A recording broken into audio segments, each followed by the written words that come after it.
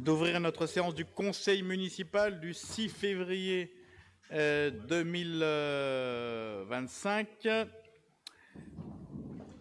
Je vous propose la nomination d'un secrétaire pour la séance en la personne de Monsieur Gabriel Michel. Merci bien.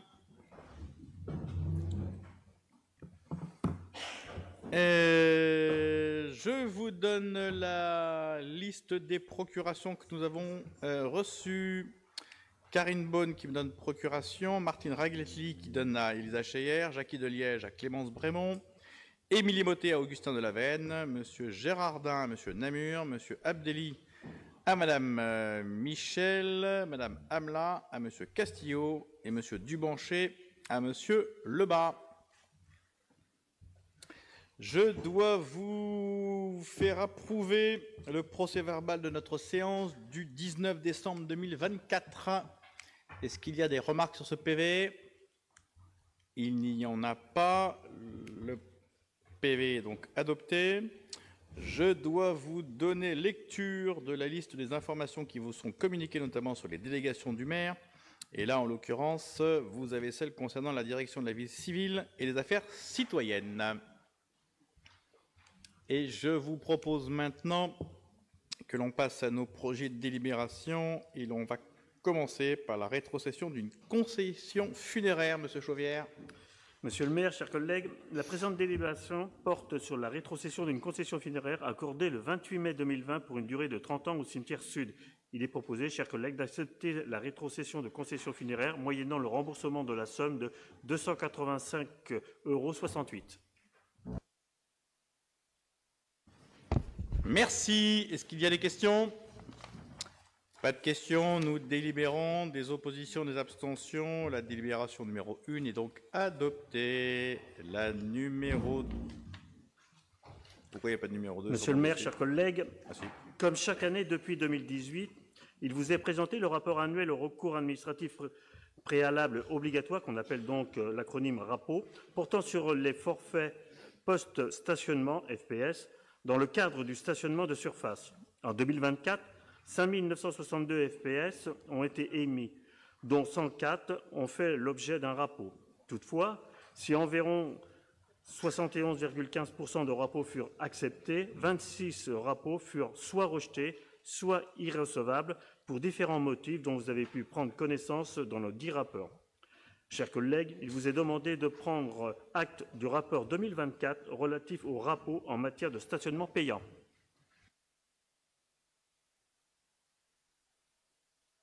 Pardon. Merci beaucoup. Y a-t-il des questions?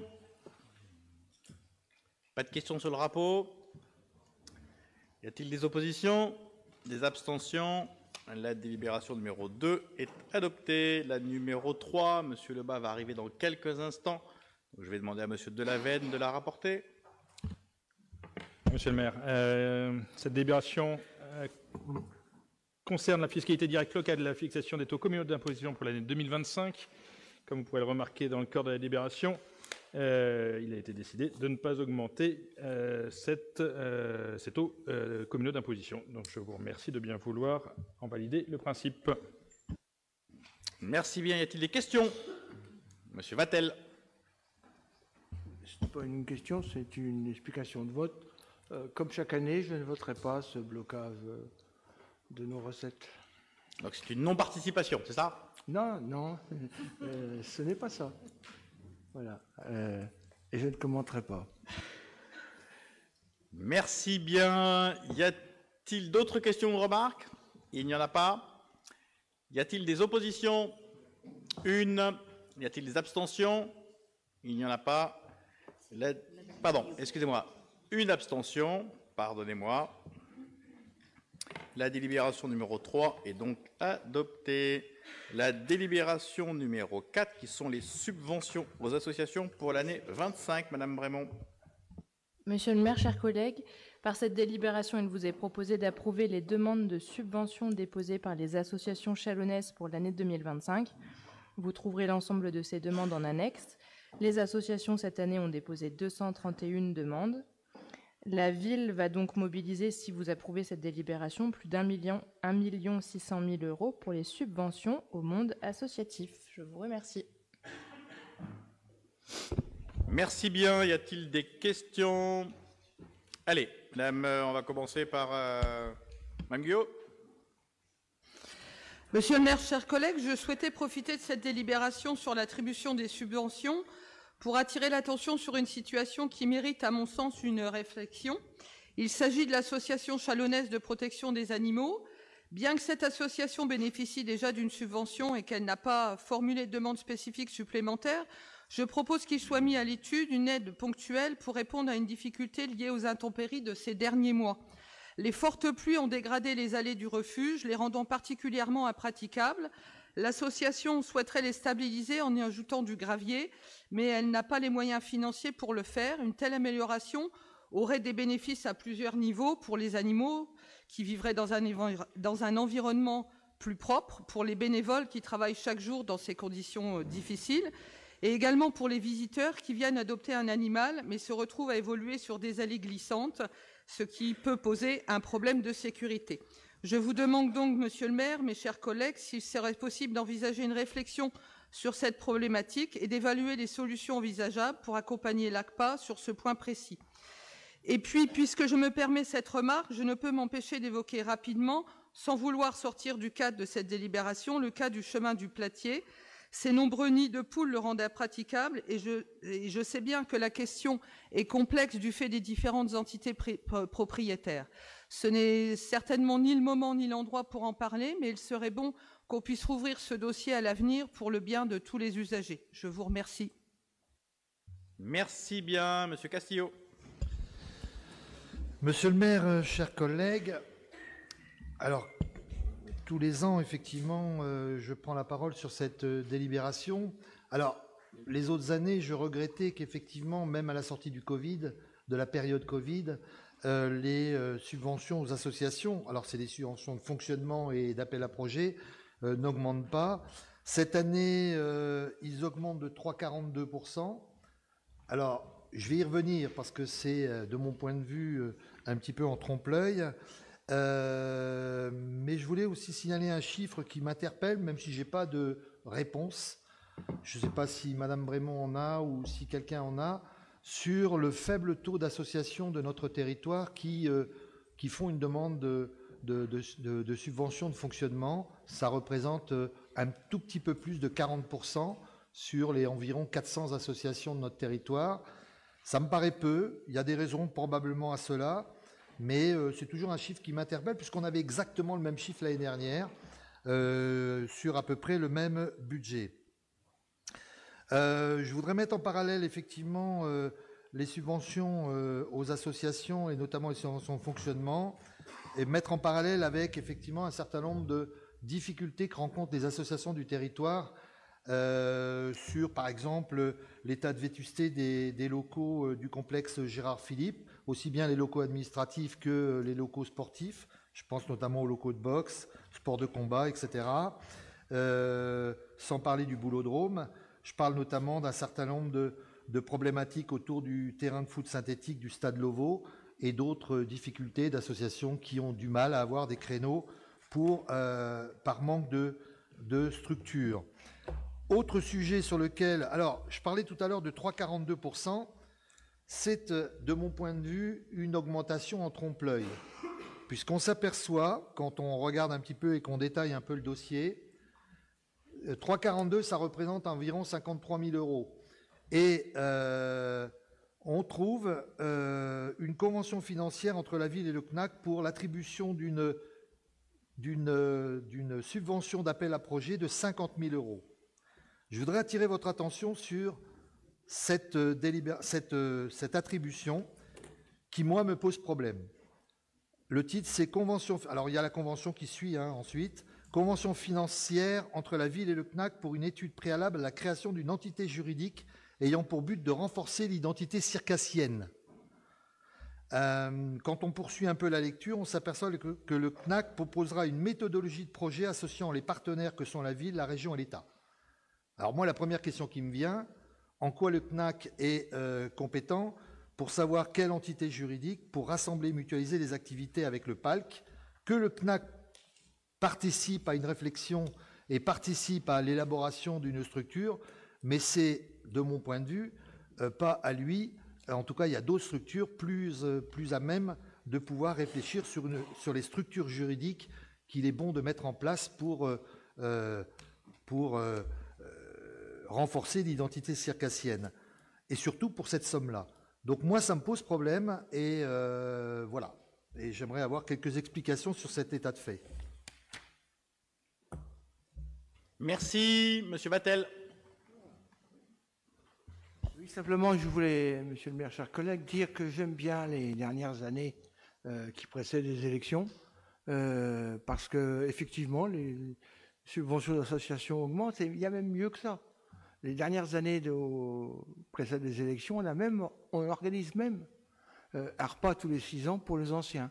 C'est bien. Il faudrait qu'il y ait des élections tous les ans, ce serait sympa. Merci. Madame Thibert. Oui, monsieur le maire, chers collègues, je reprends les propos tenus par monsieur Castillo, à savoir que dans un premier temps, on peut constater l'augmentation du montant global des subventions aux associations, mais en sachant que sur l'augmentation de 57 000 €, 50 000 sont réservés au CNAC en aide à projet. Et effectivement, dans la convention qui suit, on ne parle pas d'aide à projet, mais on parle de financement d'études. Donc, est-ce qu'on peut avoir une explication de texte? Parce que, de mon point de vue, ce n'est pas forcément la même chose. Je vous remercie. Merci.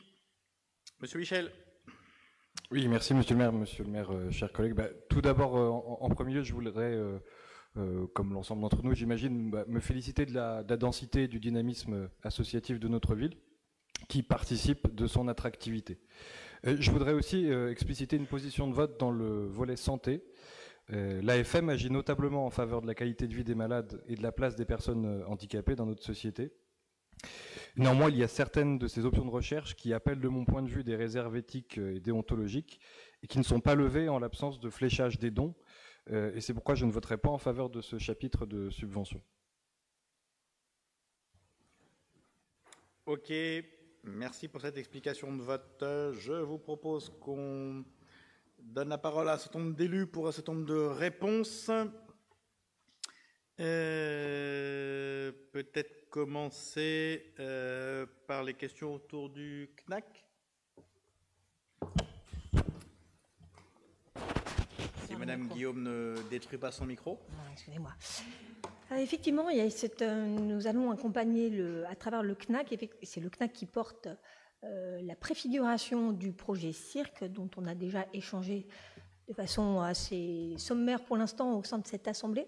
Donc le CNAC, qui est un des partenaires de ce projet, puisque les autres sont le pôle national cirque, le PALC, et l'association Fury, et également le musée du cirque, qui est en devenir. Donc on a effectivement ces 3 entités qui, ensemble, sont invitées depuis un certain temps à réfléchir, à travailler ensemble pour construire une identité circassienne au sein de la collectivité et pour effectivement trouver une dynamique nouvelle, une efficience à leur action, puisque chacune ont un objet commun partagé, le cirque, à des endroits différents, l'un à la formation, l'autre à la création, à la diffusion, et l'autre sur le côté patrimonialisation, histoire du cirque. Le CNAC porte effectivement la préfiguration et l'étude, puisque c'est la structure en dur qui existe aujourd'hui. Donc il semblait plus facile et aisé de leur donner les moyens au titre de l'ensemble des équipements associés à ce projet cirque, donc de le piloter. Ça se fait évidemment de façon conjointe avec les équipes PALC Fury et le musée, et l'objectif effectivement c'est d'aider à structurer les propositions qui seront soumises en milieu d'année concernant la forme et juridique et organisationnelle permettant d'aboutir à un résultat opérationnel, à savoir comment ces 3 structures augmentent, améliorent leur travail, augmentent et améliorent leur capacité à travailler ensemble au service des usagers, au service du public. D'où effectivement cette enveloppe exceptionnelle qui a été fléchée sur l'année 2025 à destination du CNAC. Est-ce que ça répond en partie à votre questionnement? Est-ce que vous voulez d'autres précisions? Non.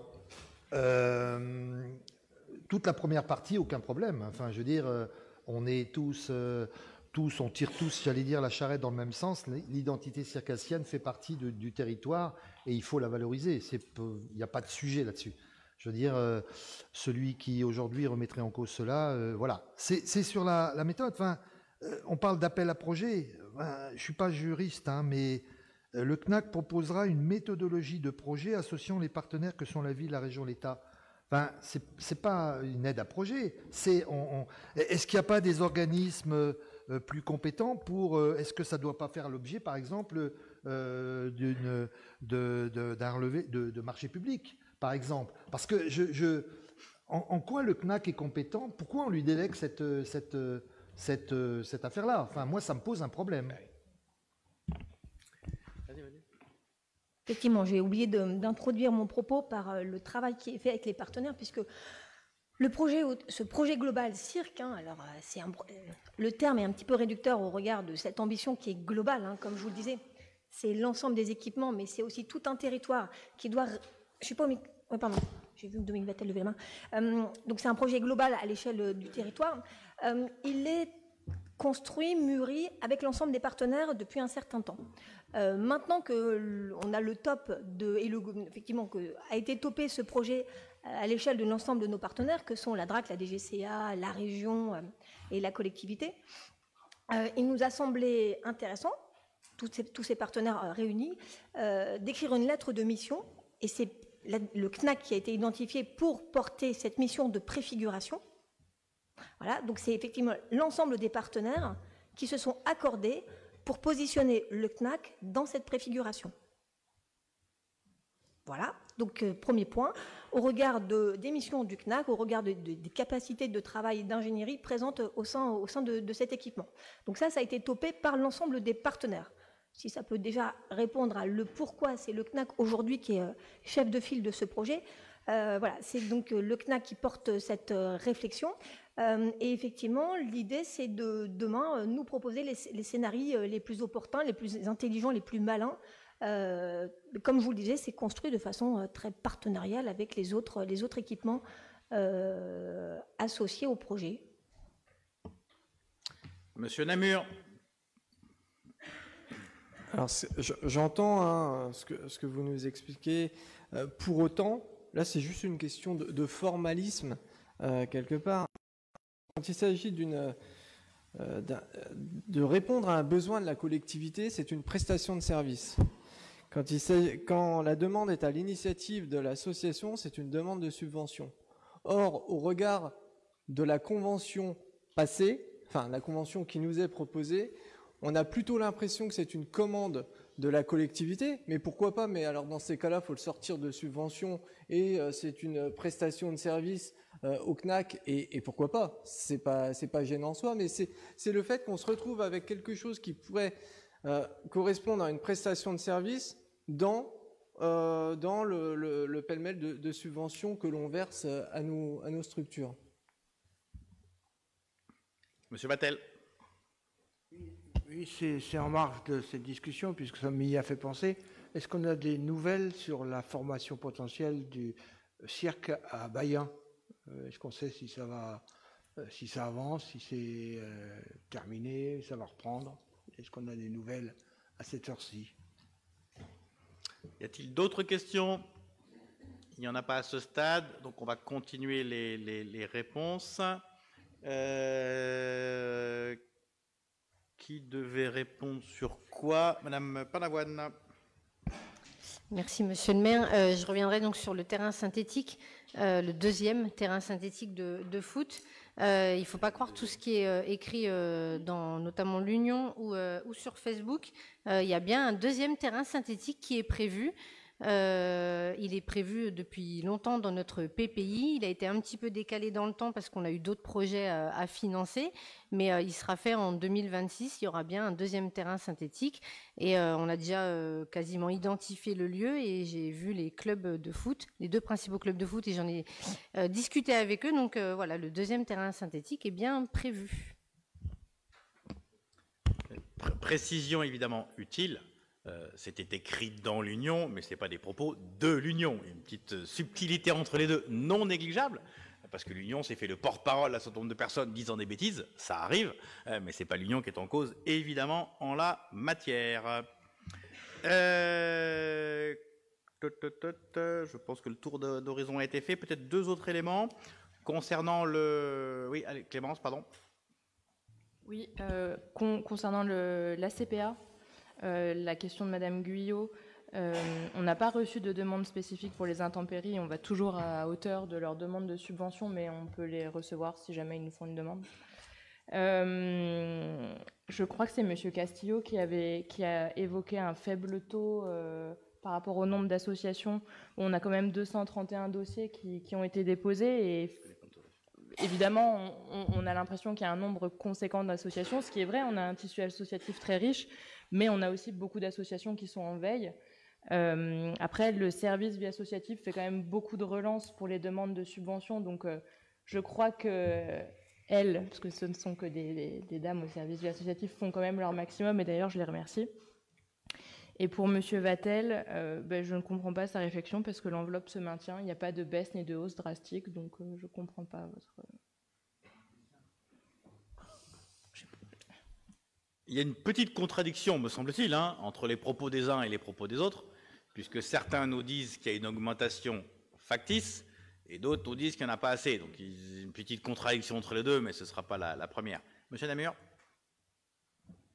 C'est vrai que vous n'en faites pas des contradictions, monsieur le maire.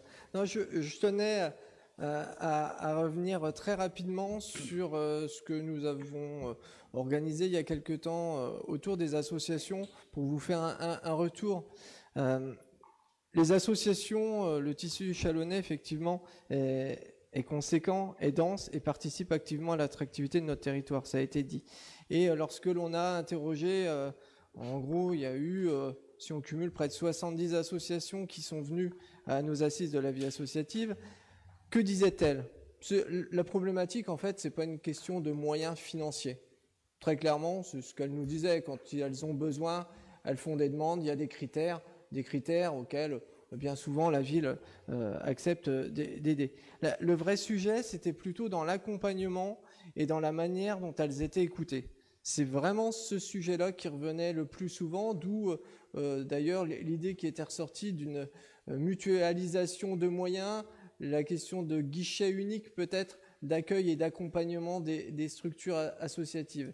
Et s'il y a bien un point qui vient accentuer en plus cette idée, c'était le bénévolat, bien entendu, la valorisation du bénévolat avec une fête, un forum, peu importe, un événement qui permettrait à toutes ces personnes qui contribuent à l'attractivité du territoire d'être valorisées et d'être quelque part saluées pour ce qu'ils font pour notre collectivité.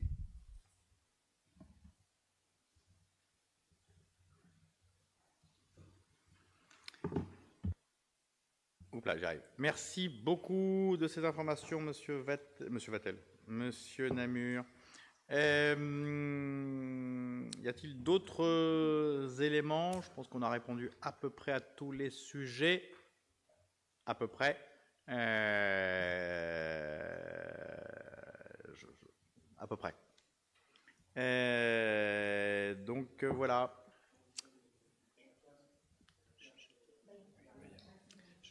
Peut-être qu'il y a des moments, si je ne réponds pas, c'est qu'il y a un choix aussi délibéré.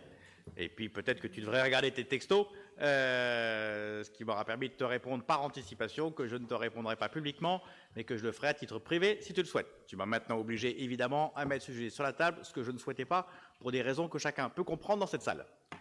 Mais c'est pas grave. Il y a des sujets qu'il faut savoir effectivement discuter en off, et puis des sujets qu'il faut savoir discuter en on, en séance publique.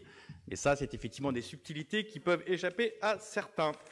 Ce n'est pas bien grave. Je vous propose que l'on délibère sur ces subventions aux associations.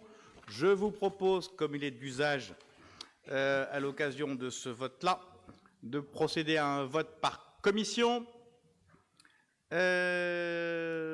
Je propose de commencer par la commission des affaires administratives générales. Et je vais donc demander à Madame Bourbrock, Monsieur Lebas, Monsieur Rousseau et Monsieur Michel de bien vouloir quitter la salle. Effectivement.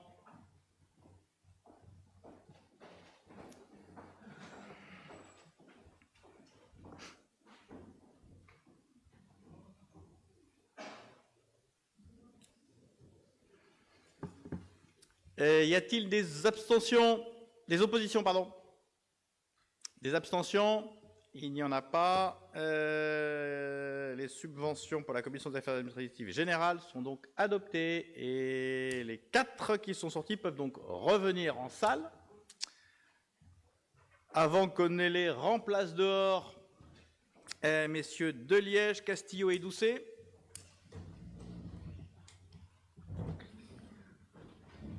Pour cette fois-ci, la Commission des affaires culturelles, sportives, jeunesse et vie associative.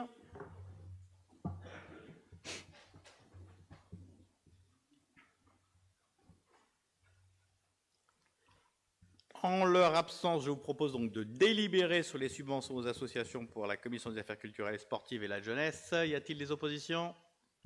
Des abstentions? Il n'y en a pas. Les subventions sont donc adoptées pour cette commission. Nos 3 sortants peuvent revenir. Peut-être que M. Doucet peut rester dehors pour la suivante. À savoir la Commission des affaires sociales, santé et éducation. Alors, en l'absence donc de M. Doucet qui est effectivement sorti, y a-t-il des oppositions? Une opposition, des abstentions?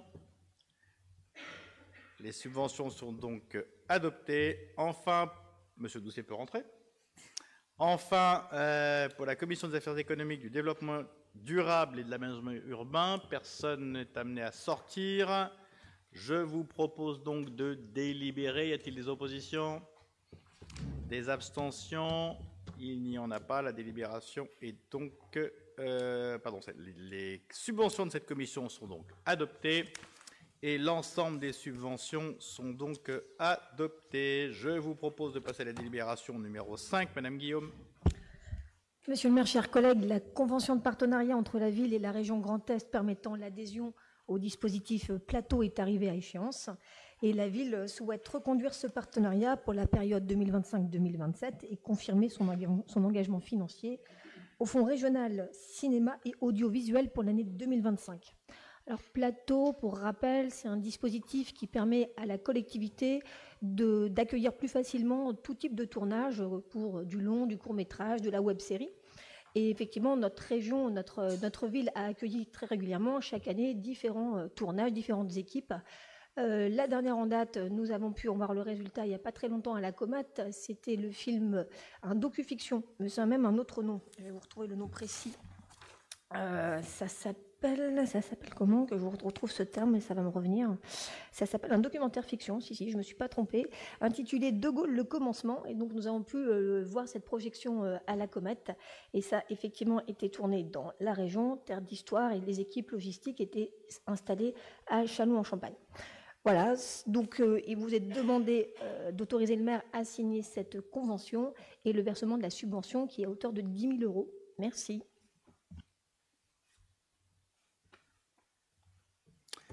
Merci bien. Y a-t-il des questions sur ce dispositif Plateau? Il n'y en a pas. Je vous propose de délibérer. Des oppositions, des abstentions? La délibération est donc adoptée. Je vous propose de passer à la délibération numéro 6 qui va nous être présentée par Madame Elisa Chayer. Oui, bonsoir à tous. Par cette délibération, il vous est proposé de verser une subvention de 3 944 930 € au Centre communal d'action sociale. Et je vais vous expliquer brièvement pourquoi ce montant, comment il s'explique. La première chose, c'est qu'on avait demandé l'année dernière 3 300 000. Avec l'administration unique, tous les services communs qui existaient étaient financés par la ville. Avec l'administration unique, ces services seront facturés, donc la ville les reprendra et donc abonde, c'est un jeu d'écriture, abonde notre compte pour cela. Ça s'élevait à 594 930 et on a rajouté 50 000 € pour permettre au CCAS de travailler sur l'offre médicale sur le territoire et faire tout le travail qui est fait dans ce secteur-là. Pour mémoire, la subvention du CCAS, comme vous l'avez voté au dernier conseil municipal, on travaille sur, j'ai coutume de dire, de la naissance à la mort, hein, puisqu'on travaille à la fois sur les crèches et on termine par les Patsaraï, avec toutes les actions qui sont faites. Et on nous a demandé d'étendre notre action sur le secteur médical, ce que l'on fait, et on le verra dans la prochaine délibération qui va être votée. Je suis prête à répondre à toutes les questions que vous voudrez bien me poser. Le CCAS, c'est 300 agents qui travaillent de façon très agile et importante au service de la population. Voilà, donc si vous l'acceptez, nous voterons cette subvention pour le CCAS, pour le fonctionnement du CCAS. Je vous remercie. Merci bien. Y a-t-il des questions, Madame Thibert? Oui, monsieur le maire, chers collègues, je voulais profiter de cette délibération pour remercier le CCAS d'avoir organisé la journée des rencontres seniors, au cours duquel un repas était proposé pour la satisfaction du plus grand nombre d'entre eux, puisque, comme tout le monde le sait, le repas des seniors avait été abandonné depuis quelques années et était fortement réclamé. Donc je remercie le CCAS d'avoir de nouveau pensé à eux. Merci bien. Y a-t-il d'autres remarques? Oui, monsieur Michel. Oui, je me demandais simplement si, enfin, dans quelle mesure la reprise de l'Office des seniors par le CCAS était intégrée dans l'augmentation de la subvention. Voilà, c'était simplement mon interrogation. Non, la reprise de l'Office des seniors par le CCAS a été compensée par le département. Donc les actions, ça se passe très très bien. Les salariés sont très, très heureux au CCAS et ça nous conforte dans le pôle senior qui est donc rue Léon-Bourgeois. Donc ça ne change rien. Par contre, pour répondre à Madame Thibert, quand on a repris l'Office des seniors, on s'était engagé avec le conseil d'administration en place à maintenir tous les ans sur le territoire une rencontre des seniors avec des thématiques précises. Et c'est ce que l'on fait cette année. Pour joindre l'utile à l'agréable, c'est une journée complète, hein, donc de 10h à 16h. Et il y a un repas pour les plus de 70 ans chalonnais qui ont été invités. Donc ça n'a rien à voir avec l'ancien banquet des aînés. Ce n'est pas un banquet, c'est un repas au cours d'une journée d'information sur des thématiques très importantes, puisque dedans, il y a les directives anticipées, il y a les arnaques, enfin, vraiment, c'est des ateliers très importants pour les personnes âgées, et pas que, puisque c'est ouvert aussi à tous les Chalonnais qui voudront venir au Capitole de 10h à 16h. Voilà. À ce soir, on a presque 900 personnes d'inscrites. Donc voilà, je tenais à le dire. Et la clôture des inscriptions est le 10 février. Donc on a encore 4 jours pour cela. Voilà. Merci bien. Y a-t-il d'autres questions ou remarques? Il n'y en a pas. Je vous propose donc de délibérer. Y a-t-il des oppositions? Des abstentions? La délibération numéro 6 est donc adoptée. La numéro 7, Madame Scheer. Alors pour la délibération numéro 7, c'est une autorisation d'emprunt pour le CCAS, justement, s'engage dans dont j'ai parlé tout à l'heure sur l'offre de soins et à aider les médecins demandeurs à s'améliorer en s'installant sur Châlons. Donc, on a besoin de faire une garantie d'emprunt avant de le passer en conseil d'administration du CCAS. Il faut que ce soit voté en conseil municipal. Un emprunt de 400 000 €. Pourquoi, vous allez me dire? Parce qu'on achète des locaux dans le cadre de la réhabilitation du secteur à la demande de médecins qui sont en place sur le secteur, qui nous ont contactés parce qu'ils avaient besoin d'avoir des locaux plus adaptés. Ils sont 3. Et on s'est dit, et donc ça a été travaillé avec eux, bien évidemment, sur leurs besoins. Ils ont contacté des infirmiers et des infirmières. Et donc, il a été décidé, d'acheter ces locaux en bas d'immeuble, donc tout près de la pharmacie actuelle et à 100 mètres de leur cabinet actuel. Ça a été vraiment fait en totale concertation pour permettre d'avoir des locaux plus adaptés, avoir 2 cabinets supplémentaires, des infirmières qui pourront être accueillies dans ces locaux-là, et qui permettra également, puisque les médecins ont cette capacité d'avoir ils sont maîtres de stage, donc d'accueillir des internes, et on aura donc 2 cabinets pour cela. Parce qu'on sait très bien que quand les médecins peuvent accueillir des internes, ça peut aussi donner l'envie à ces internes qui ont aimé travailler à Châlons, leur donner l'envie de s'installer. Donc voilà, on travaille dans cet esprit-là. Et donc les médecins auront un bail professionnel, ils paieront directement au CCAS, donc c'est pour ça que le CCAS doit être propriétaire, et donc on leur permettra d'avoir des loyers modérés, puisqu'évidemment on ne va pas faire de bénéfices sur les loyers qui leur seront proposés. Voilà pourquoi on demande cette garantie d'emprunt. Merci beaucoup. Y a-t-il des questions, Monsieur Vattel? Oui, Monsieur le maire, chers collègues, oui, c'est une sorte de maison médicale, si je comprends bien. Enfin, c'est une sorte, c'est pas une maison, mais ça ressemble. Si je lis bien le document, mais vous me reprendrez si j'ai mal compris, si les travaux sont faits par Novabitat, c'est que les locaux appartiennent à Novabitat. Hein, ils ne peuvent pas faire des travaux qui ne sont pas chez eux, enfin, je suppose, enfin, à moins qu'ils aient l'autorisation ailleurs de faire ça. Et donc, si c'est à eux, et à me confirmer, pourquoi c'est pas eux qui vont louer? Ils savent pas faire? C'est pas leur métier? Enfin, voilà. Alors, ça me gêne pas que ce soit le CCAS qui fasse, hein, mais là, il y a une étape que je ne comprends pas. Voilà. Donc, merci des explications que vous allez me donner. Alors, les explications seront les suivantes, si vous le voulez bien. Déjà, replacer cette délibération dans un contexte plus global. Vous savez que nous n'avons pas, officiellement, de compétences sur les sujets de santé. En tant que collectivité locale, c'est évidemment un rôle qui appartient à l'État. Il n'en demeure pas moins que face aux désertifications auxquelles nous pouvons assister sur l'ensemble des territoires français, mais y compris évidemment Châlons, nous avons souhaité avoir un rôle beaucoup plus actif que par le passé sur les questions de santé et de présence médicale sur le territoire. Et nous avons confié cette mission-là au CCAS, parce que ça nous paraissait cohérent au regard des missions d'ores et déjà effectuées par le CCAS, et il nous semblait que c'était là où on avait les compétences humaines les plus fortes en la matière, et donc on a quelque part délégué au CCAS l'exercice de nos politiques publiques sur les questions de santé. Vous savez qu'a été ouverte la maison médicale de Saint-Martin, celle du centre-ville, et puis que nous essayons de mailler l'ensemble du territoire, de maisons de santé au sens juridique du terme, mais plus précisément de regroupement de professionnels de santé.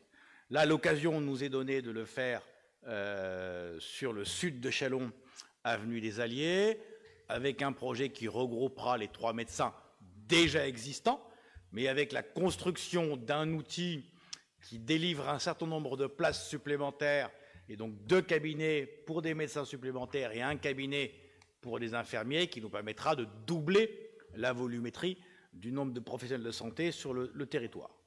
Alors, par rapport à la question plus précise que porte M. Vattel, il nous a semblé cohérent, à partir du moment où la politique publique était exercée par le CCAS, que ce soit le CCAS qui soit propriétaire des locaux plutôt que Novabitat. Ça aurait été évidemment tout aussi logique et tout aussi possible que soit Novabitat, mais à partir du moment où c'est le CCAS qui exerce cette compétence-là, il nous paraît plus logique que le bailleur soit le CCAS, pour là encore continuer à resserrer les liens entre les professionnels de santé et le CCAS, raison pour laquelle on passe par ce mode-là. Monsieur Vattel. Je suis très heureux d'entendre que la ville peut avoir des ambitions en matière de santé. On a eu des débats ici où je me suis fait renvoyer dans les coins parce que ce n'était pas notre compétence. La compétence générale nous le permettait déjà, mais si alors on pouvait aller encore plus loin et réfléchir collectivement à un projet médical sur la ville, alors ce serait parfait. Alors, il y a un projet médical qui a d'ailleurs été délibéré en conseil municipal et donc qui vous a déjà été présenté. Un vrai. Monsieur Vattel. Mais attendez, ne dites pas qu'il n'y a pas. S'il y en a un, qu'il ne vous plaise pas, c'est une chose. Mais il y en a un, premier point, qui a déjà été délibéré au sein de ce conseil municipal comme au conseil d'administration du CCAS d'ailleurs. Premier élément. Deuxième élément, ça fait effectivement maintenant un certain nombre d'années que cette mission a été confiée au CCAS, que le CCAS a déjà produit des résultats, que cette délibération est une nouvelle étape, mais qu'il y en a d'autres qui arriveront dans les semaines qui viennent et sur lesquelles nous vous réinterrogerons évidemment via des délibérations sur d'autres projets identiques, voire plus volumétriques, sur d'autres territoires chalonnais, nous permettant là encore d'accentuer notre présence et notre action en matière de santé du quotidien. Et parallèlement à ça, vous savez évidemment qu'il y a sur la partie hospitalière un projet en cours avec la désignation d'ailleurs d'un architecte qui se fera cette année. Y a-t-il d'autres questions sur ce point? Pardon, Monsieur Masson. Merci, Monsieur le maire. Une remarque peut-être, si vous me le permettez. Effectivement, la démographie médicale va diminuer. Elle va continuer à diminuer avec le vieillissement de la population, la qualité de travail, équilibre vie professionnelle et vie personnelle que les médecins demandent aujourd'hui. Donc on peut se féliciter du travail, de la qualité du travail qui a été faite par Elisa et toutes les équipes du CCAS. C'est un point important de conservation de la qualité du travail médical sur le territoire en favorisant les conditions d'exercice, de favoriser l'installation des internes qui vont arriver, puisque si on ne les remplace pas, à terme, cette démographie va continuer à diminuer, et donner de nouvelles ambitions à ces médecins qui vont peut-être à terme compléter par des IPA, par des auxiliaires médicaux, pour gagner du temps médical, ce temps médical qui nous manque aujourd'hui. C'est un point fondamental. Donc merci encore pour le travail fait au service de la population. Merci bien. Y a-t-il d'autres remarques? Il n'y en a pas. Je vous propose de délibérer donc sur la 7. Y a-t-il des oppositions? Des abstentions? Il n'y en a pas. Elle est donc adoptée. La 8, Madame Bourbock. Monsieur le maire, pardon. Monsieur le maire, chers collègues, cette délibération concerne la participation de communes aux frais de scolarité. Nous accueillons dans nos 7 ULIS qui sont répartis dans les écoles chalonnaises 5 enfants d'autres communes qui viennent de Beuvry-sur-Colle, Méry-sur-Marne, Compertry et Sarry. Et donc, à raison de la présence de ces enfants, nous sollicitons les communes pour les frais de scolarité sur la base du forfait élèves que nous calculons chaque année et qui est donc en élémentaire de 596 €. Tel est l'objet de la délibération. Merci beaucoup. Y a-t-il des questions? Pas de questions sur la 8. Je vous propose donc de délibérer. Y a-t-il des oppositions, des abstentions? La 8 est donc adoptée. Je vous propose de passer à la 9, Monsieur Guillemot.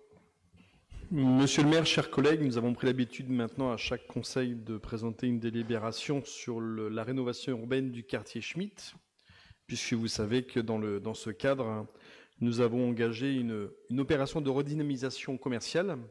Et dans cet objectif, nous avons acquis la friche commerciale située aux 3 rue Lavoisier, dans l'objectif de construction d'un nouveau centre commercial sur tout ou partie de la parcelle.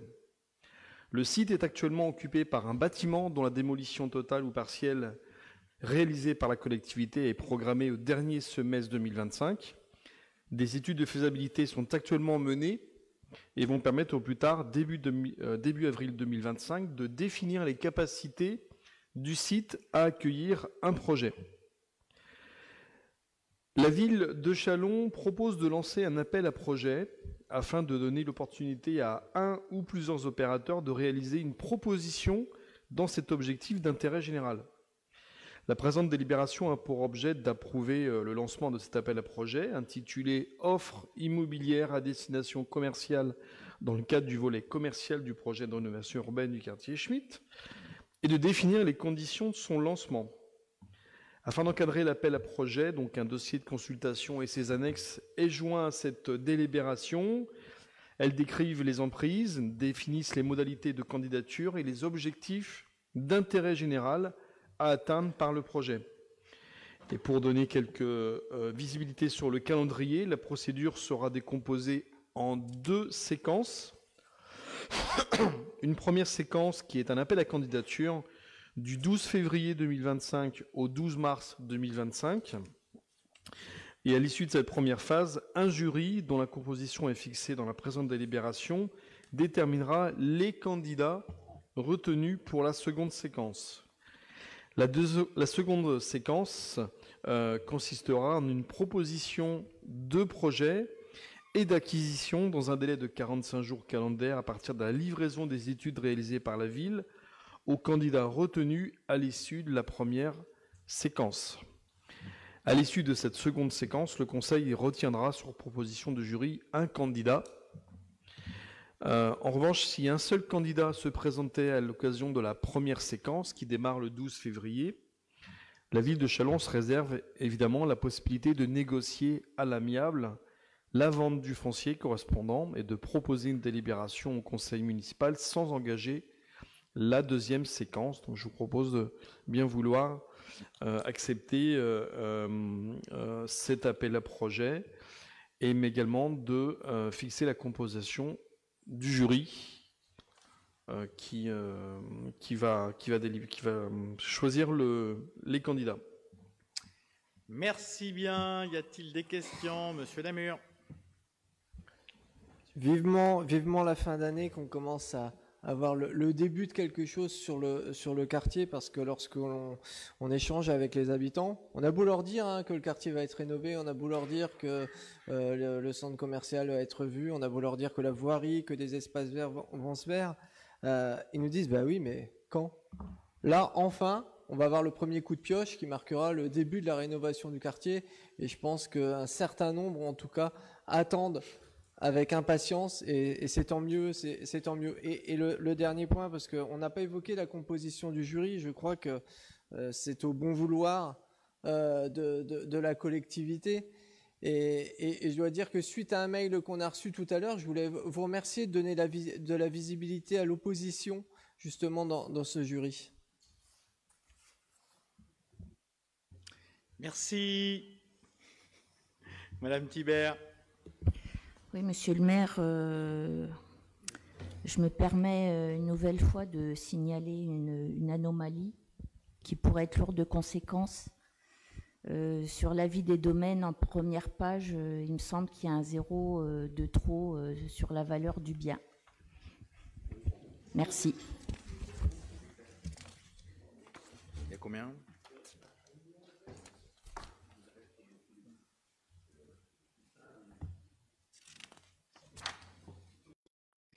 Nous, j'ai pas vu le truc, mais si vous le dites, je vous crois. 1 319 000 € hors taxe. C'est juste une virgule ou des chiffres qui sont mal collés. Ah oui, il y a un 0 de trop. Ouais. Merci beaucoup, Madame Thibert, de votre attention.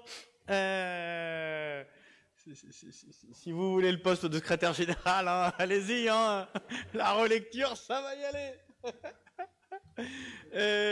Merci beaucoup de votre attention en tout état de cause. Je vous propose donc, y a-t-il d'autres questions, pardon? Il n'y en a pas. Oui, pardon. Juste, je ne prendrai pas part au vote. D'accord. Je vous propose donc d'abord, si vous le voulez bien, un amendement.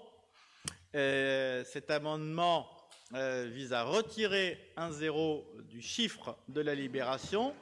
C'est donc pas 1 390 000, mais bien 139 000 € qu'il faut lire. Y a-t-il des avis sur cet amendement? Y a-t-il des oppositions? Abstention. L'amendement est donc adopté. Je vous propose maintenant de délibérer. Peut-être avant de délibérer, un commentaire sur les propos de monsieur Namur. Vous avez raison, on l'a vécu sur la rive gauche, on l'a vécu sur le Verbeau. L'impatience de nos concitoyens est évidemment lourde et légitime. J'insiste bien sur ce dernier point, même si nous savons tous, dans cette salle, et si je ne doute pas un seul instant, que lorsque nous rencontrons des habitants, nous leur expliquons les uns les autres l'ensemble de ces délais-là, sans mettre de l'huile sur le feu, ça va de soi. J'ai pas de doute en la matière. Que malheureusement, les projets urbains sont effectivement complexes, longs, et que transformer un quartier, ça se pense, ça se dessine, ça se travaille, pour éviter évidemment de faire des bêtises. Pourquoi je dis ça? Parce que là encore, on en a fait beaucoup dans les années 50-60. Ça nous coûte très cher socialement, scolairement, sécuritairement, 50 ans après. Que quand on va redessiner un quartier via un projet urbain, c'est pour que ça dure 50 ans, 60 ans, 70 ans.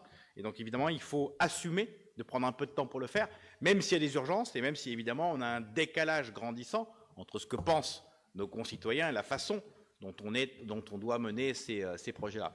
Bien évidemment, pour celle ou pour celui qui vit mal dans le Schmitt, se dire que ça va prendre 3, 4 ans, 5 ans avant de voir les transformations, c'est quelque chose d'incompréhensible. Ils doivent vous prendre pour des dingues, éloignés des réalités de terrain quand on leur répond ça, mais c'est pourtant la réalité qui est la nôtre, si on veut éviter au mieux de refaire des bêtises. J'ajoute que sur le quartier Schmitt, il y a déjà eu des choses de faites. Par exemple, la restructuration complète de la cour d'école de Lavoisier, c'est visible, c'est fait, et donc oui, ça commence. C'est pas le plus lourd qui a été fait pour l'instant, mais c'est déjà quelque chose d'important. C'est aussi le CICITSAD qui a été fait. Bref, les premiers éléments arrivent, même si évidemment les restructurations plus profondes, et notamment l'arrivée d'un nouveau centre commercial, sont évidemment des choses très importantes pour les habitants. S'il n'y a pas d'autres questions ou remarques, je vous propose de délibérer. Nous devons évidemment constituer un jury et je voulais vous proposer les candidatures suivantes. Les candidatures de M. Guillemot, de Mme Lisola, de M. Delaveine et de M. Vattel. Donc 4 candidats pour ce jury. Y a-t-il d'autres candidatures? Il n'y en a pas. Je vous propose de délibérer. On n'a pas à délibérer par bulletin secret, sauf si quelqu'un le demande. Donc quelqu'un le demande-t-il? En général, la réponse est non. Ça tombe bien. Et je vous propose donc de délibérer tout d'abord sur la composition du jury. Y a-t-il des oppositions, des abstentions? Il n'y en a pas. Donc le jury sera composé de M. Guillemot, Mme Lisola, M. Delaveine et M. Vattel.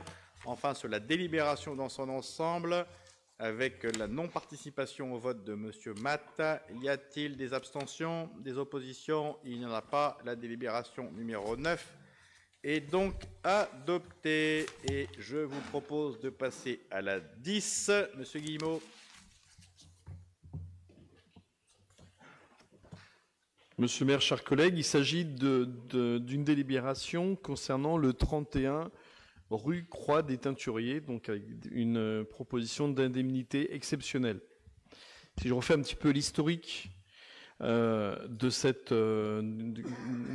circonstances qui nous amènent à cette délibération, il faut avoir en tête qu'un arrêté le 3 décembre 2020 a été délivré à la SCI Ozag pour un permis de construire qui autorise la réalisation de travaux sur la construction existante à destination d'habitation et de commerce, et notamment avec la mise en peinture des pans de bois apparents de la façade du projet, sous réserve évidemment de retenir une teinte issue du nuancier Conseil, et conformément également à l'avis émis le 6 octobre 2020 par l'architecte du bâtiment de France. En date du 7 janvier 2022, le SCI Ozag a déposé une demande de permis de construire modificatif, sollicitant notamment l'autorisation d'appliquer une autre teinte, la teinte RAL 240-60-20, si vous voulez tout savoir, conformément à l'avis émis par l'architecte des bâtiments de France le 12 avril 2022. Ensuite, on aura un deuxième arrêté, le 21 avril 2022, autorisation délivrée. Entre-temps, une requête près du tribunal administratif de Châlons-Champagne en date du 26 janvier 2022 a été déposée donc, par l'association Nouvelle-Calédonie demandant l'annulation. Non, pas Nouvelle-Calédonie. Nouvelle-Calédonie. C'est autre chose. C'est autre chose, Monsieur Vattel. demandant l'annulation. Moi aussi, du coup, tel est prix qui croyait pendre, la moquerie me revient en pleine poire. Nouvelle-Calédonie demandant l'annulation de ces deux arrêtés.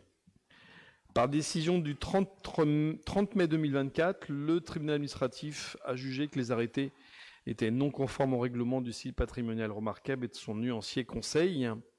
En conséquence de quoi, le maire de la ville de Châlons-en-Champagne a procédé au retrait des autorisations annulées par le tribunal administratif en date du 26 juillet 2024, après mise en œuvre de la procédure contradictoire initiée le 26 juin dernier.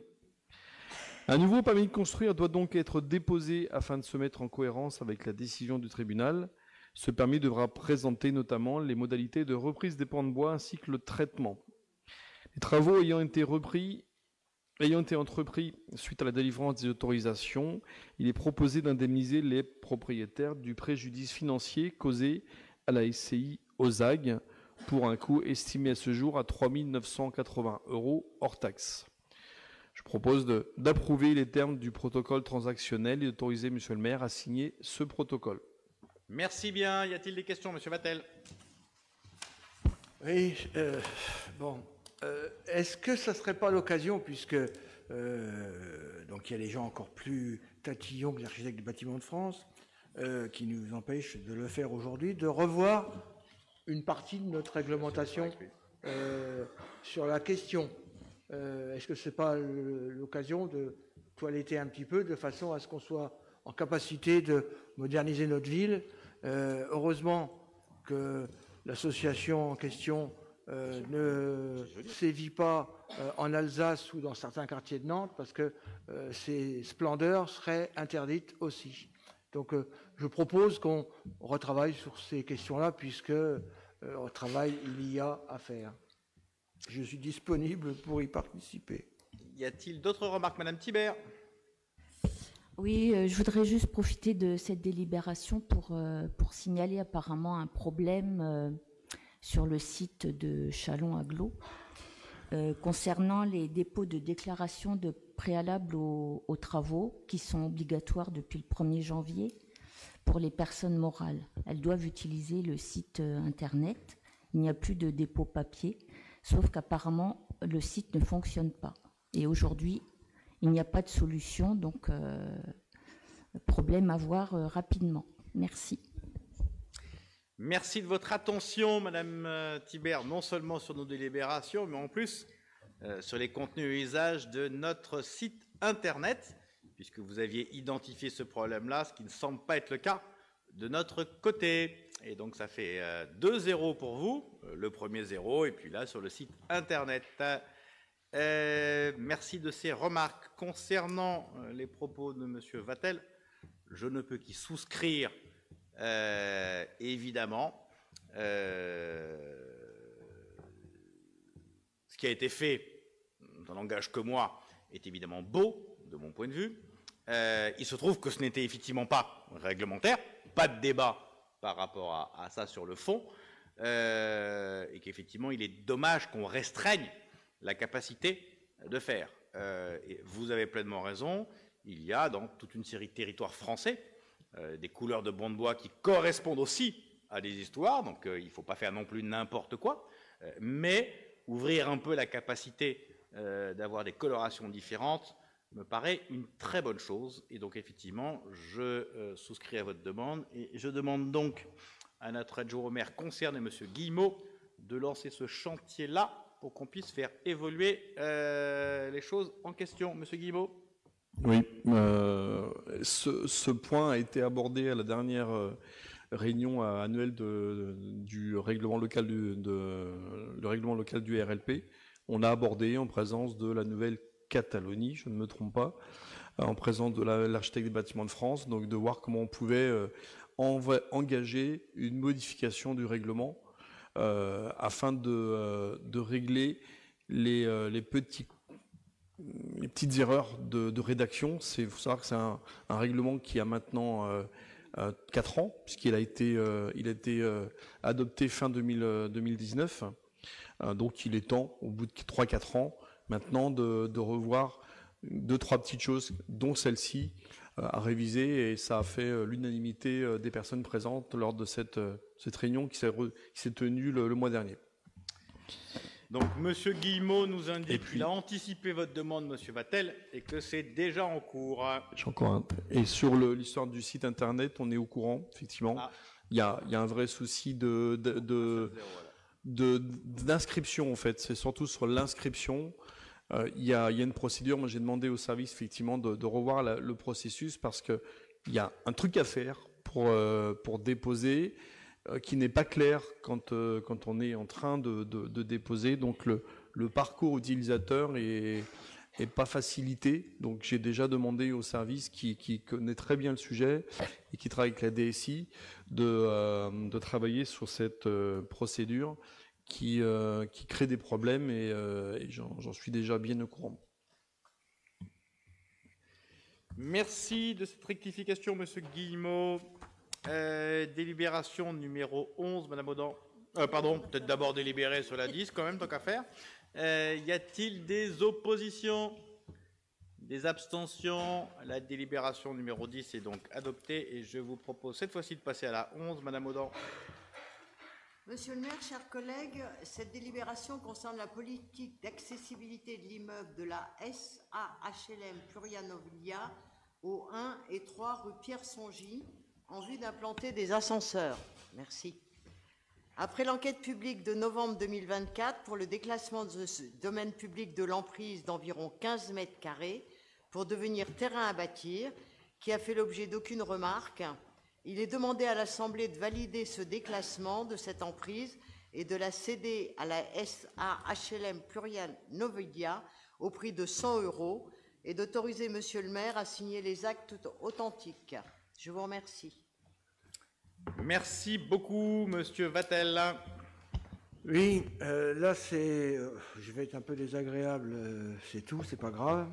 Je me demandais, Plurianovilia, j'ai pas entendu de bruit sur les ajustements de charges dans chez ce loueur public. Est-ce que ça s'explique, ça s'explique comment? Les logements qu'ils ont, contrairement à Novabitat, n'ont pas été touchés par la guerre d'Ukraine. L'électricité et le gaz n'ont pas augmenté dans leur logement.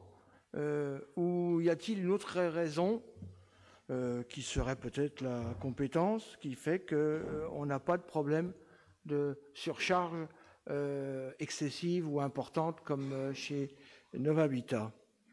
Merci. Merci bien. Y a-t-il d'autres questions? Il n'y en a pas. Je vous propose d'abord de délibérer. Je répondrai à M. Vattel. Y a-t-il des oppositions? Des abstentions sur la 11? Il n'y en a pas. La délibération 11 est donc adoptée. Concernant la question de M. Vattel, je n'ai pas les éléments de réponse, mais je peux supposer une chose.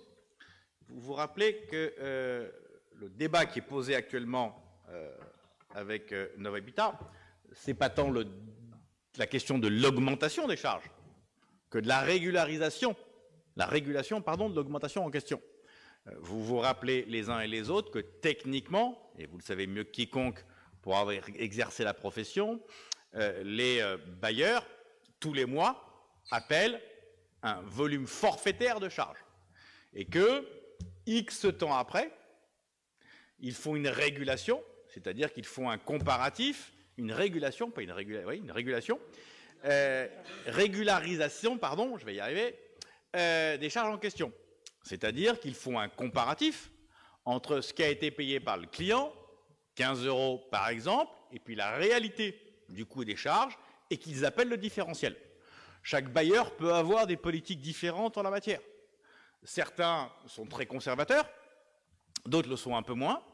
Il arrive assez régulièrement, notamment dans le privé, qu'il y ait des appels de charges qui soient plus conséquents pour éviter que le syndic ait un trou, entre guillemets, dans sa trésorerie, ce qui peut s'entendre parfaitement. Et la régulation, à ce moment-là, la régularisation, pardon, est positive. Et puis là, en l'occurrence, Novabitat a fait, je le rappelle, l'inverse. C'est-à-dire que Novabitat a été très prudent sur ses appels de charges et la régule est évidemment relativement importante. Il est tout à fait possible que le Plurial ait fait l'inverse, et qu'effectivement, Plurial ne se retrouve pas à ce moment-là sur un appel complémentaire de charges aussi important que celui auquel a dû faire face Nov Habitat. Je veux simplement rappeler un point par rapport à ça, parce que, là encore, se dit malheureusement beaucoup de choses, pas toujours très justes.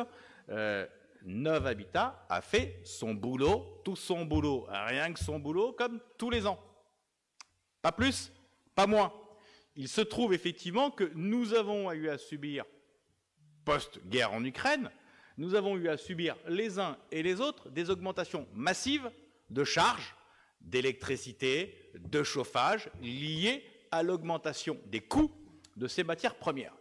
Il se trouve que les locataires de Nov Habitat n'ont pas supporté immédiatement l'entièreté de ces augmentations, mais le payent avec effectivement un déport de temps, et le payent quelque part aujourd'hui, ce que nous avons tous individuellement payé les uns et les autres dans nos logements respectifs, pas plus, pas moins pour les locataires de Nov Habitat. Je voulais évidemment le rappeler, parce que de temps en temps, on a le sentiment à entendre certains que Nov Habitat en profite d'une façon ou d'une autre, ce qui n'est évidemment pas le cas, et ce qui sont des propos d'ailleurs un peu déplacés, me semble-t-il, qui ne sont pas tenus évidemment dans cette assemblée, ça va de soi, mais par certaines associations qui savent très bien pourtant de quoi elles parlent.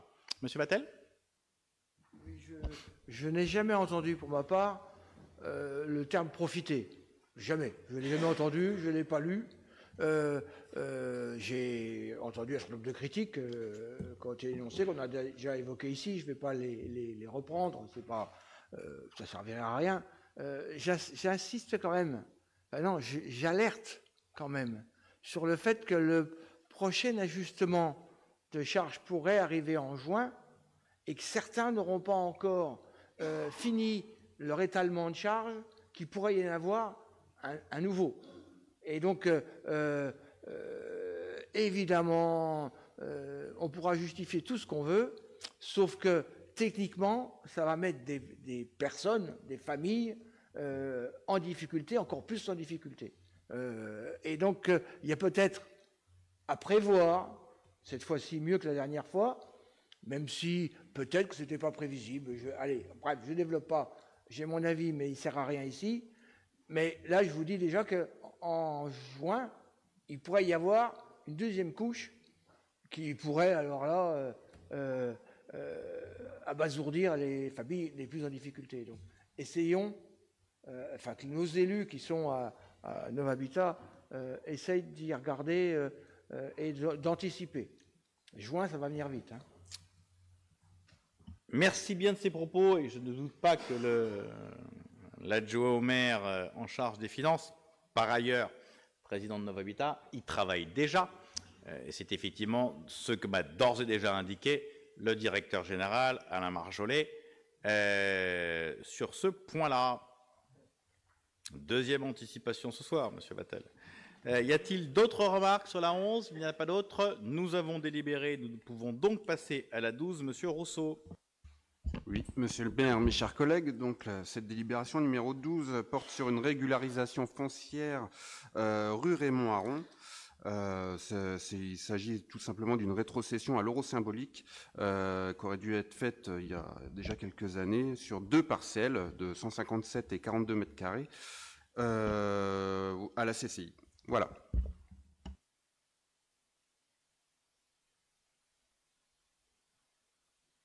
Merci. Y a-t-il d'autres questions?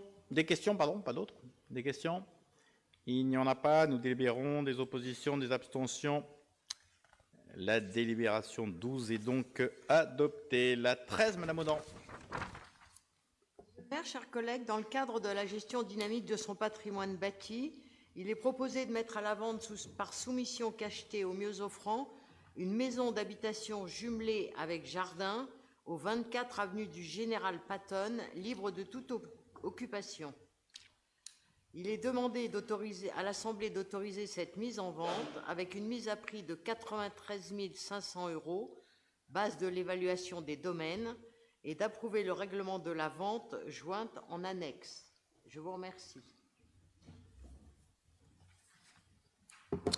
Merci beaucoup. Y a-t-il des questions? Il n'y en a pas. Des oppositions, des abstentions. La 13 est donc adoptée. Nous passons à la 14, Monsieur Rousseau. Oui, Monsieur le maire, mes chers collègues. Donc là, il est question d'une convention de servitude au profit d'Enedis sur la parcelle CT 61 située avenue Winston Churchill. Voilà, une convention de servitude pour un montant de 20 €. Voilà. Classique. Merci. Est-ce qu'il y a des questions sur la 14? Pas de questions, des oppositions, des abstentions. La 14 est donc adoptée. Nous passons à la 15, Monsieur Delavenne. Monsieur le maire, chers collègues, cette délibération porte sur le rapport d'activité annuel 2023 du mandataire SPL Modulo pour l'exploitation des infrastructures de recharge pour véhicules électriques de notre ville.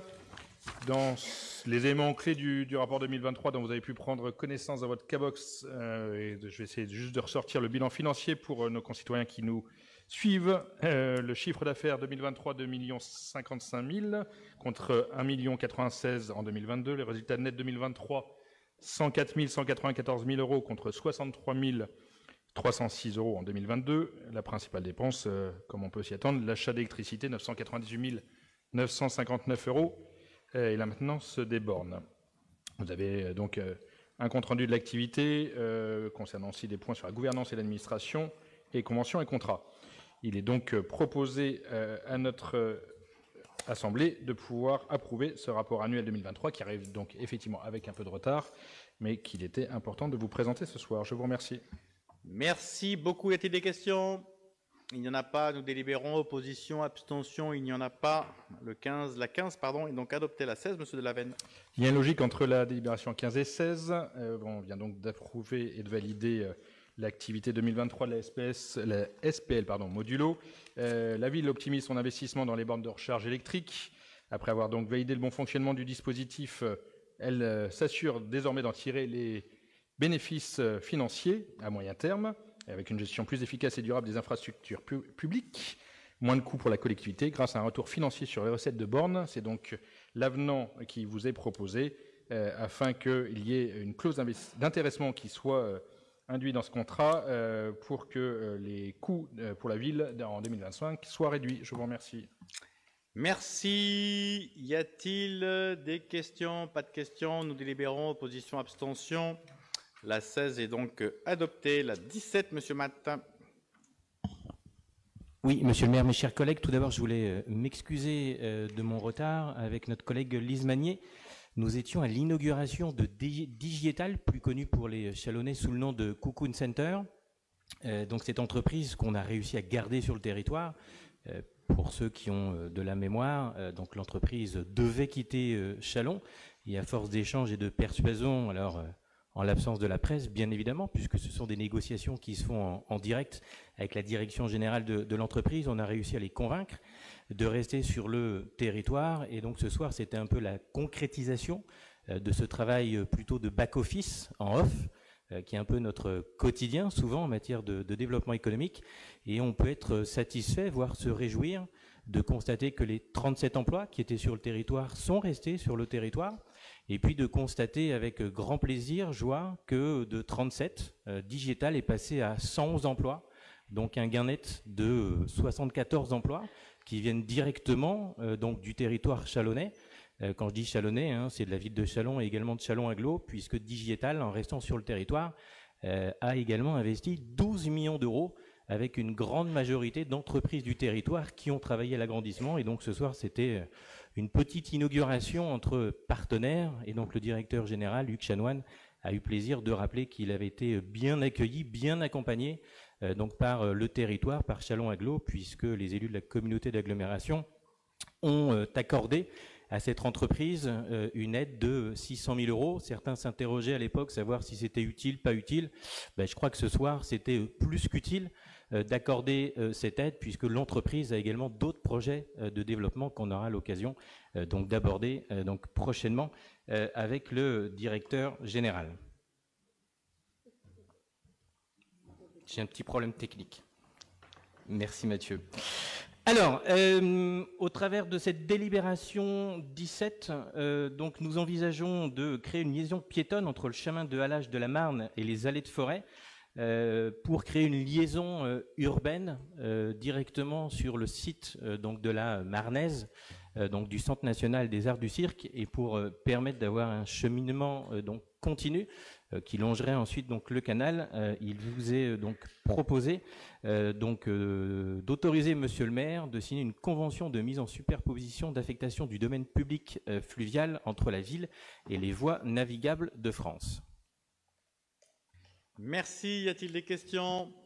Pas de questions. Nous délibérons sur la 17. Opposition, abstention. Il n'y en a pas. La 17 est donc adoptée. La 18, Monsieur Matt.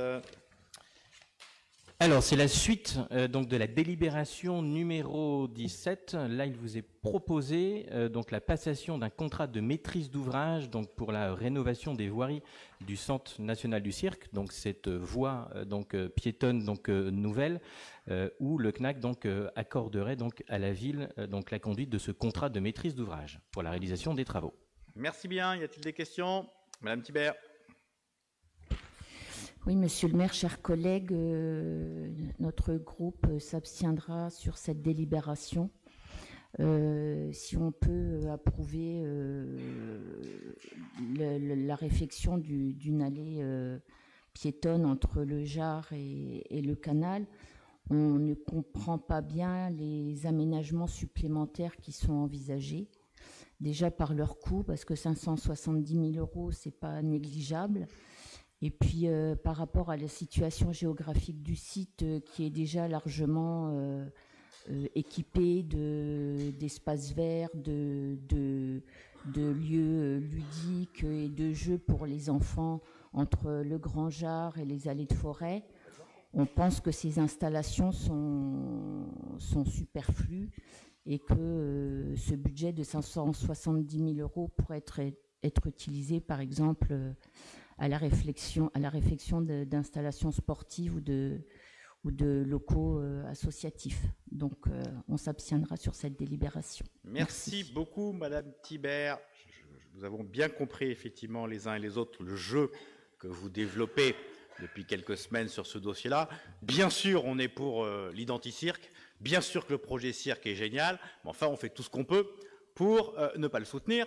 Voilà, c'est des éléments de langage que vous nous servez maintenant chaque semaine, à chaque fois que l'on parle de ce sujet-là. Ça devient d'ailleurs assez amusant de voir comment vous essayez de vous maintenir au milieu du gué. Je vois d'ailleurs que l'abstention est une habitude que vous prenez maintenant de plus en plus souvent sur plein de sujets, notamment dans d'autres assemblées que celle-là, et y compris sur des décisions aussi importantes que le budget du département, par exemple.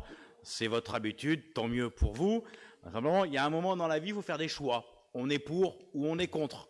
Mais passer son temps à dire oui, on est pour, mais effectivement, différemment, on pourrait faire autre chose, ce n'est pas faire démonstration, me semble-t-il, d'un courage particulièrement développé. Monsieur Castillo. Oui, monsieur le maire, du courage, on en a. Des choix, on en fait. Des choix, vous en faites. On n'est pas forcément d'accord, vous l'avez bien compris. Ceci étant dit, faire les questions, les réponses et nous faire dire des choses qu'on n'a pas dites, c'est aller un tout petit peu loin. Donc laissez-nous le soin, s'il vous plaît, de développer notre argumentation sans la transformer, et tout sera bien dans le meilleur des mondes. Je ne transforme aucunement et je n'interprète pas. Nous savons tous ici comment vous fonctionnez, les uns et les autres. Ce n'est pas le premier dossier sur lequel vous nous faites entre guillemets le coup de dire non, on est d'accord, c'est favorable, c'est super, parce qu'il ne faudrait quand même pas apparaître comme ceux qui sont contre le cirque et contre la culture à Châlons. Vous faites donc un autre choix qui est de vous abstenir à chaque fois en glissant, si possible, un certain nombre de pots de banane à chaque fois qu'on parle du dossier de cirque.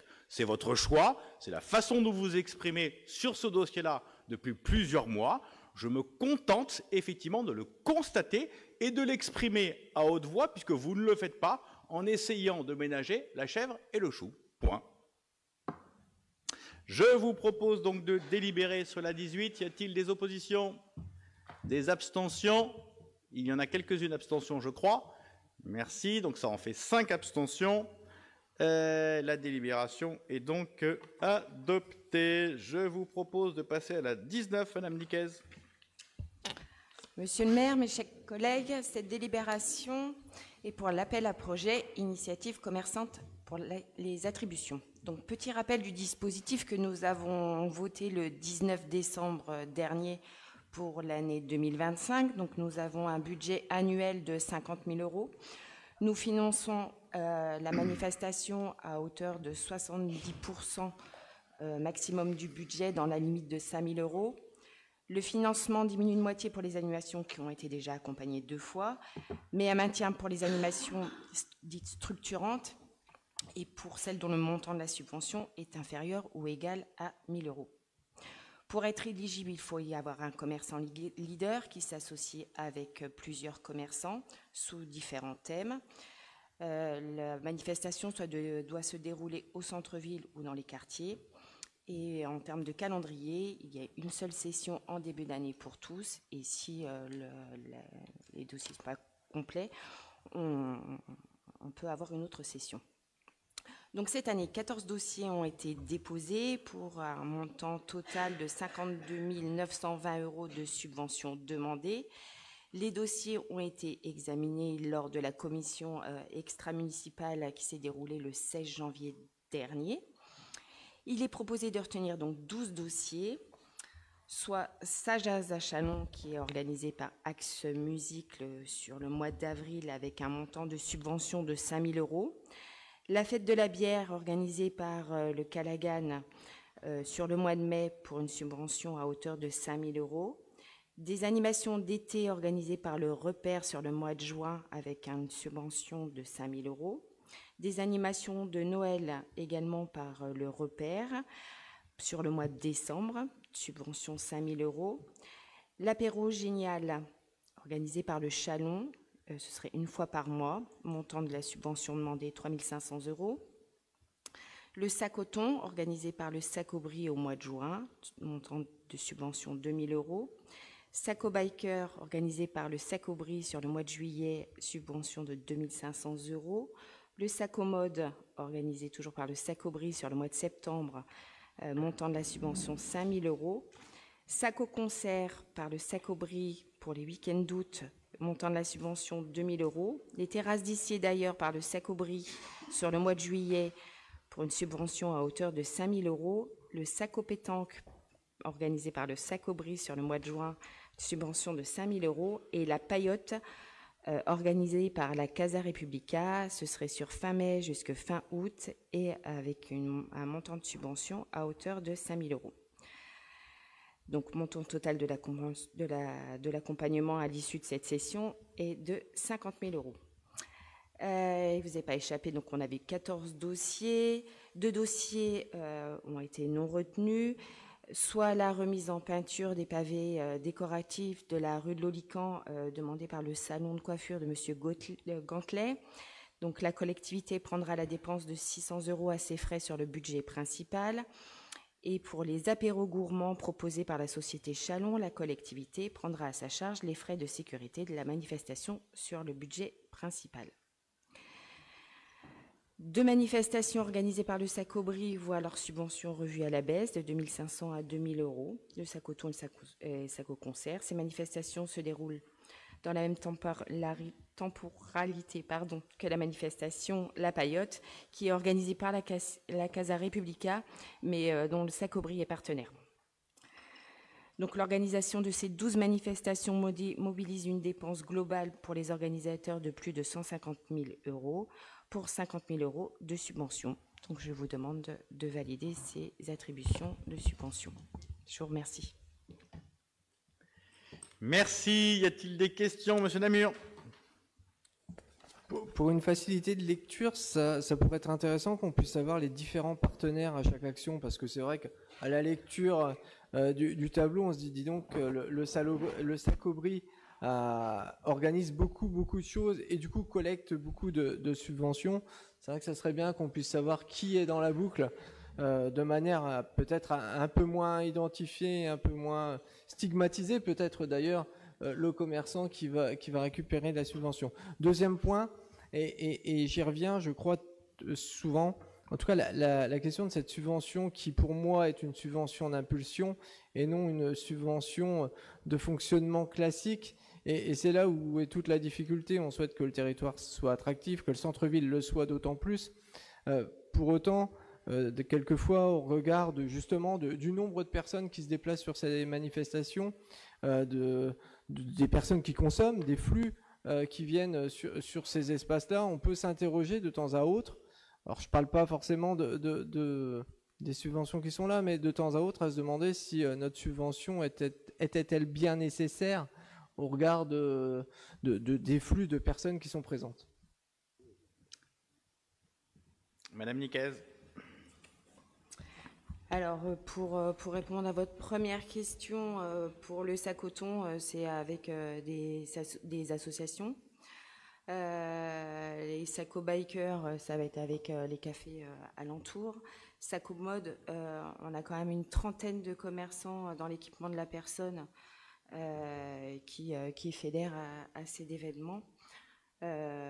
Pareil pour Terrasse Décidée d'ailleurs et Saco Pétanque. En fait, il y a les commerçants alentours qui s'associent au Saco-Brie.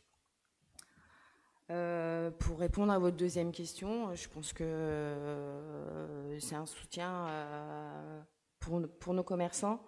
Ils sont dynamiques. Je pense que c'est important de les soutenir, de les accompagner. Ils ambiancent et animent notre centre-ville une bonne partie de l'année. Et je pense qu'on ne peut que continuer à les encourager dans ce sens-là. Un élément complémentaire, si vous le voulez bien, par rapport à ce que vient d'évoquer Madame Nicaise. On s'était posé exactement la même question que celle que vous venez d'évoquer lorsqu'on avait examiné ces dossiers-là en bureau municipal. Et effectivement, ce que nous avons constaté, c'est que il y avait des porteurs de projets qui fédéraient d'autres commerçants. Et donc, effectivement, là, il y en a un, en l'occurrence, qui en fédère beaucoup. Ça ne veut pas dire qu'il est seul à organiser. Et effectivement, pour essayer de répondre à ce que vous avez évoqué, vous avez raison.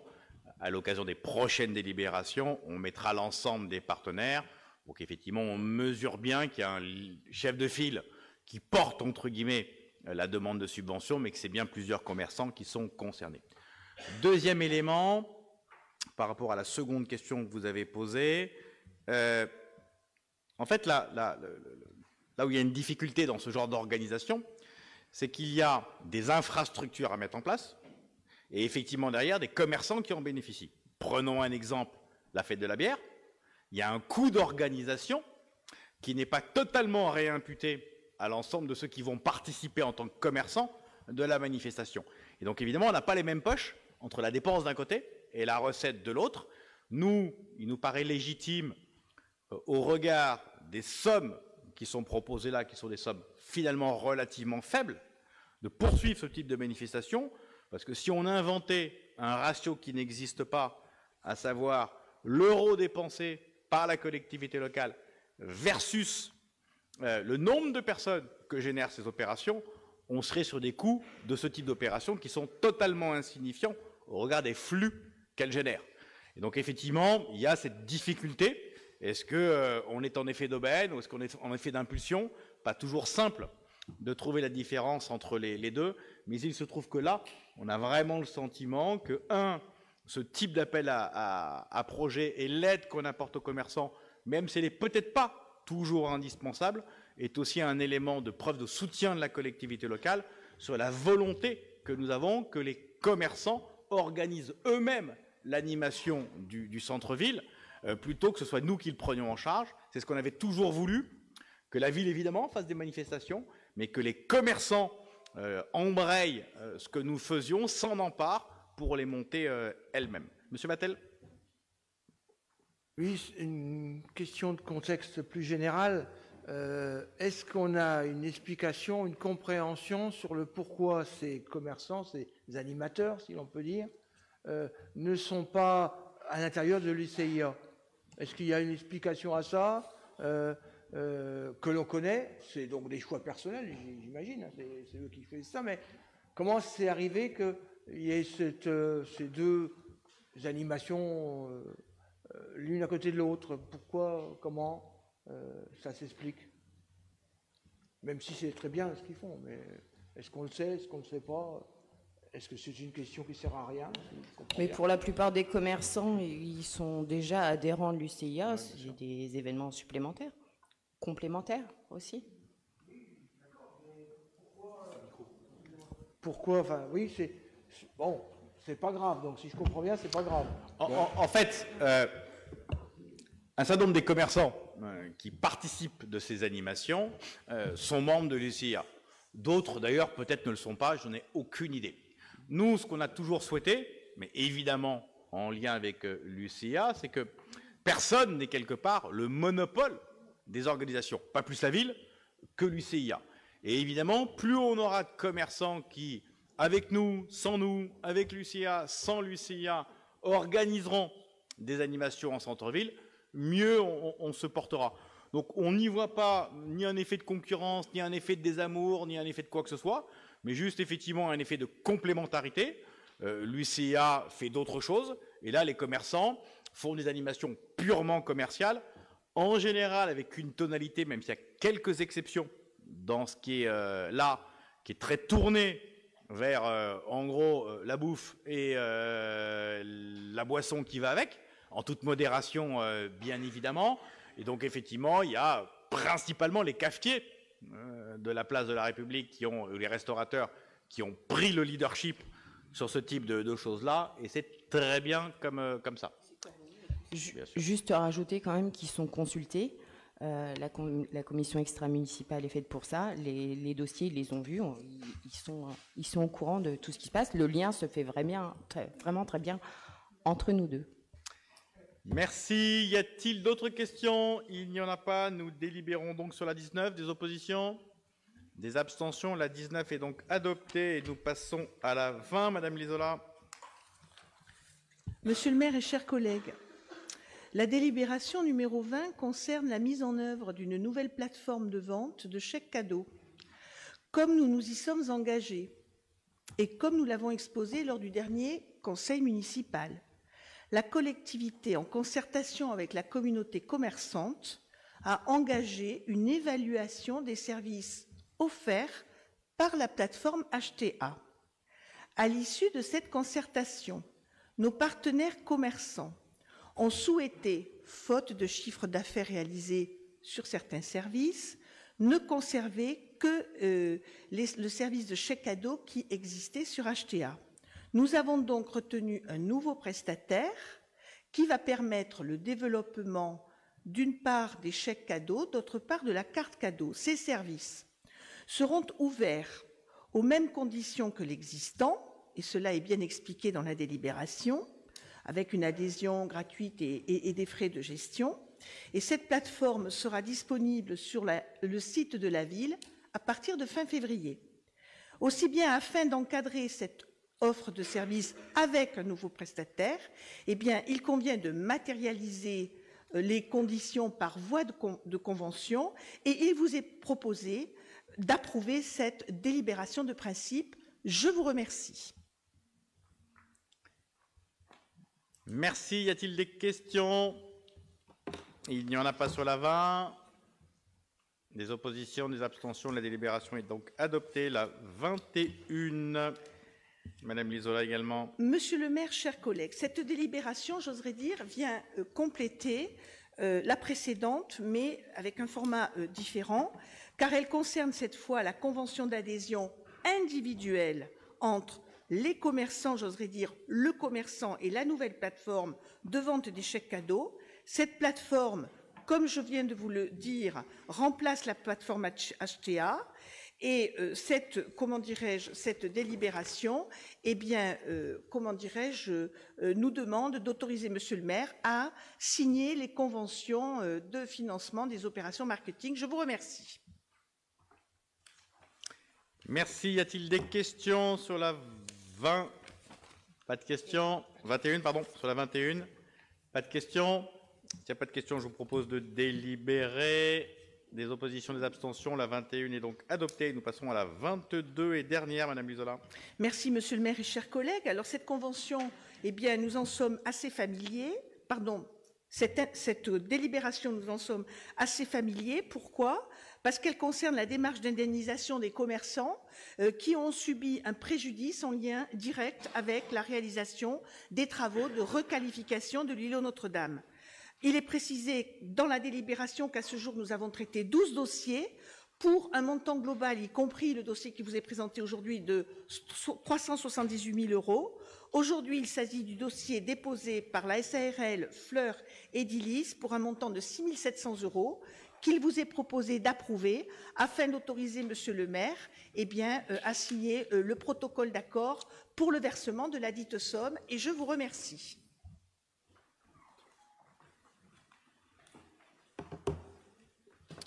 Y a-t-il des questions sur la 22? Il n'y en a pas. Je vous propose de délibérer. Des oppositions, des abstentions? Il n'y en a pas. La 22 est donc adoptée. Avant de clôturer notre conseil municipal, je vous donne lecture des listes des communications qui vous sont proposées en annexe, et notamment le bilan de SIEM pour son activité 2023.